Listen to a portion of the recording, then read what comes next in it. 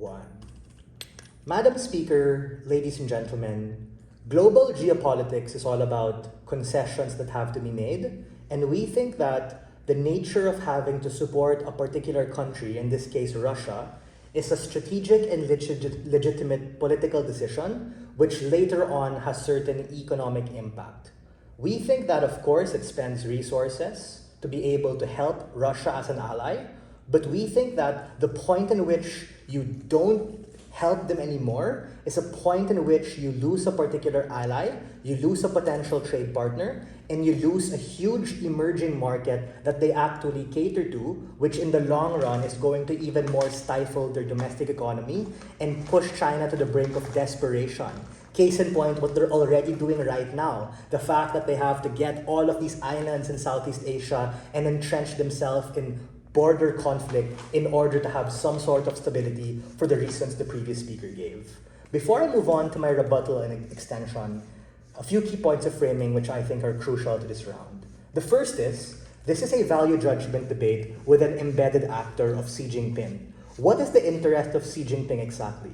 Firstly, we think that the goal or interest of Xi Jinping is Chinese hegemonic supremacy in the East to be able to challenge and rival the US and the West. This debate is larger than just Russia and China. This is a game of geopolitical chess in order to challenge the United States, whether it be Trump or Biden who wins. The whole world has already seen that cracking, and we think that's particularly of his interest. The second is, they need to be able to have economic and military alliances through building political capital. And that political capital, of course, has to look like being able to give certain things to Russia, of which China has an abundance for. We agree that they're going through a particular housing crisis, but we think that when they export to Russia later on, after they trade with them, after they're able to win the war, is the point in which we're able to recoup those particular investments and be able to build them as a particular trade partner. The previous speaker says that, yeah, they're already a trade partner, they're going to trade with us either way. No, sir, we reject that premise, and we tell you that the point in which you trigger an ally by withdrawing aid you otherwise already consented to give is precisely the point in which Russia, who's quite volatile, is likely to react and likely to retaliate. Case in point, the whole reason we got into this whole Russia-Ukraine shit was because the US and NATO were a dick, wherein they actually withheld particular things despite Putin having very clear claims in terms of what he wanted to do. The third is to be able to improve Chinese reputation in BRICS Plus as an intergovernmental organization and trading bloc, something which is particularly important to understand these dynamics. Secondly, what does withdrawing military support really look like, right? Withdrawing military support from Russia is actually economic and political suicide, since they've already been allies since the fall of the USSR and are only recently being able to actually be better in the 2000s and actual post-pandemic. There are three particular harms to this. The first is, it becomes bad image for China and Xi to backtrack on an agreement already made. There is going to be direct backlash from the CCP and supporting political party and donors, the Politburo we mentioned, people who are actually already consent to these particular things, people who are already pushing Xi to do these particular things. The secondly, it undermines strategic military interest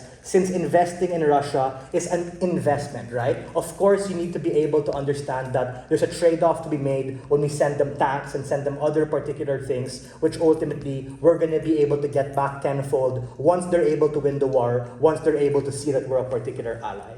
Now, what are some rebuttal? My arguments will be included. My argument is basically about how this ultimately destabilizes China even more as a region. It harms BRICS and ultimately creates worse economic situation for China, given that they already have such a huge burden to be able to take care of them. It's not just as simplistic as, oh, domestic equals good, international equals bad. This is a game of chess, ladies and gentlemen, wherein certain concessions overseas have to be made in order for you to be able to benefit people at home. What did they tell us, right? Firstly, they talked about how Xi wants to stay in power, and his strategy has been to frame particular conflicts and proxy wars as something good so that he can be seen as saving the people.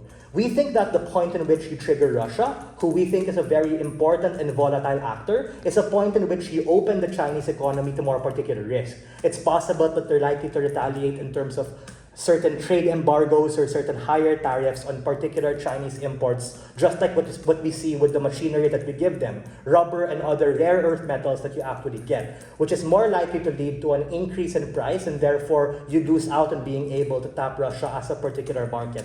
Not just Russia, but other particular Soviet and European allies who fall particular to that.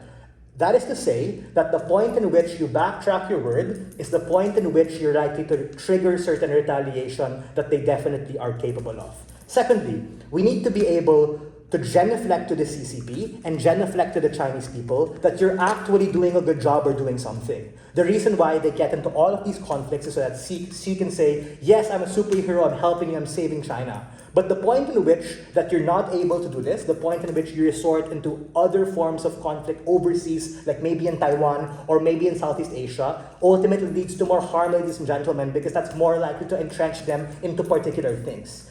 These military resources have an opportunity cost, and they have a burden to be able to tell us what they're going to spend on, what they rather do, what exactly is better. Now, they talked about how these particular things are important because we need to be able to help the domestic economy. They made certain assumptions about how, Russia won't be able to leave China, even if they lose the war, they're still going to be allies with China. But we think that we need to characterize them as a very volatile actor, ladies and gentlemen. We need to understand how we're not entirely sure how Russia's going to react, but we do know the point in which you backslide certain things in which you already made is the point in which you are less likely to be able to have security as a particular trade partner, as someone who's very important to that particular region. So what have we told you from side opposition? Firstly, we told you that this alliance with Russia is something that people need to be able to believe, because the point in which they become a harm is a point in which it becomes directly harmful to their domestic economy. You lose out on a partner. But secondly, we think that it's of his strategic interest to keep his word, to be able to open up the market and open up other people to that Russian market, as opposed to having to resort to other forms of conflict which are going to be worse on our side when they go into war, maybe in Taiwan or in Southeast Asia. And third, if we really want to take their case at their best and be able to understand what they do, we need to be able to help the citizens and the CCP and the interest, which is ultimately reliant on being able to fix the economy, given the things we saw with Evergrande and other politics. So for all of these reasons, we're very proud to open First Clash.